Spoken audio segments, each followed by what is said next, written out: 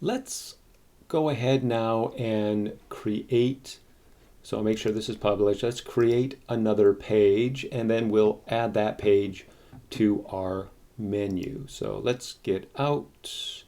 Let's go ahead and go back to our pages. And I should point out, if I didn't in a previous video, I called this page home, okay, even though this is not showing up because this is my start point, okay? So that's why I didn't have that sample page there anymore. This is just more meaningful to me, okay? All right, let's go ahead and add a new page. And even though it won't be seen, we could call this, I'm going to call this page 2 for right now, like so. But this might be the about page, this might be the contacts page, this might be your gallery, your typography, whatever, okay? So even though you're not going to see this anymore, this being the name, you still want this to be meaningful because this is what's going to show up in your menu, okay? So I'm just going to call this page 2, but it would probably make more sense if this were the about page, a contact page, the other pages, okay? Now I'll go ahead and just paste in again the section which we had pasted in the home page. The only difference is inside of my H1, I have page 2. So this will just be a visual indicator that I am in fact going to page 2. Otherwise, everything's the same, okay? So all we need to do is basically add this to every page we create and change this, okay? Now, the other content that shows up on your page after this, that's up to you, okay? You're going to add your HTML, you're going to use your IDs and classes, you're going to go to your CSS custom CSS area, and you're going to write your rules. And that's all there is to it, really. But the real beauty is when you want to add plugins, when you want to add widgets, you just drag and drop them and you have all of that power that has already been coded by a professional programmer. So it's kind of this is a real win-win, okay? And it's just really good practice for you, okay? Now, let's go ahead and I'm just going to check my screen options. Everything is checked. I'm going to just verify that allow comments and trackbacks is not here. And of course, I'm leaving my page attributes at their defaults, okay? But you can experiment with these and I encourage you to do so. Let's go ahead and publish.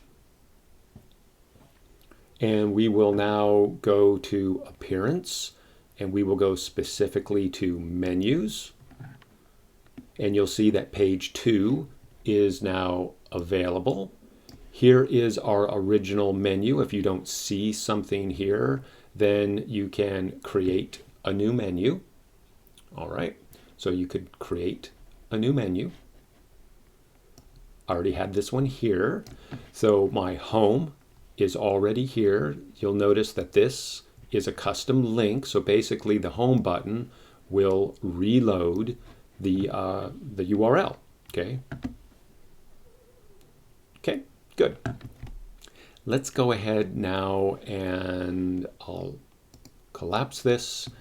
I'll select page 2. So if you had a bunch of pages and you wanted to add them, you can select them and then just click Add to Menu. So page 2 is now added to the menu and the navigational label will be page 2. Okay, so that's one of the beauties of really beautiful things of working with WordPress is all of your pages, they're all being targeted with those permalinks. And remember, those permalinks are down in your settings, all right? And we just stayed with our default permalinks, but you could change those if you want them to be coded a little differently. But basically those permalinks, and you can use the permalinks as hyperlinks anywhere. So you could have a particular part of your layout using one of the permalinks, which is available when you go to the page and you view them. you can just use those as hyperlinks to jump anywhere in your project. So you could jump to that page, and if you have IDs on that page, you could add those to the permalink, and you can jump to specific areas also. So that's really, really powerful, really handy. So I'm going to leave this as is. And then right now, I'm just going to keep this on desktop expanded, but we could also try desktop horizontal menu. So let's just leave this here for a moment. We'll save our menu. We should be published, I believe. So let's go ahead, and I'm going to go to Safari and just do an update here. And here is our first page loading. Here's our menu. You'll see that we have home and page 2. When I go to page 2, this is our new header area. And we should have, let's see if I can target this here. We should have the initial media queries that are already part of the original theme working for us. Okay? And you'll see that your menu should also work. Okay? So let's see if I'm just going to go back, and let's see on our menu if we desktop horizontal menu. Let's just see what happens here. There's also a mobile menu. So we have desktop, mobile. I don't know. Let's just try it. Let's see what happens. We'll enable desktop horizontal, desktop expanded, and mobile. And we will save. Let's go back to Safari.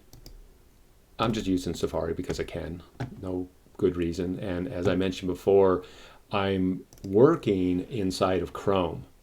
So I have my site also opened up in another browser. This way I know that nothing's being confused by trying to view the page in another tab inside of Chrome. Okay, this is a completely separate autonomous web browser.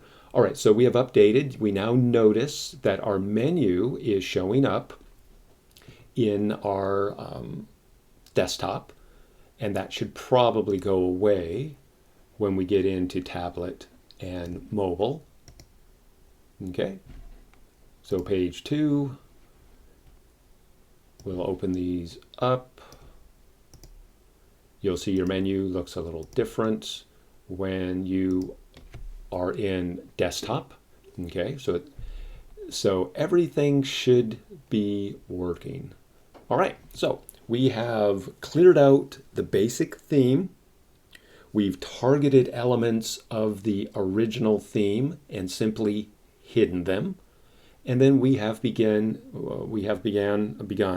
to add our own elements, which will be our new content areas inside the theme. And then we're writing the rules to style our new content areas.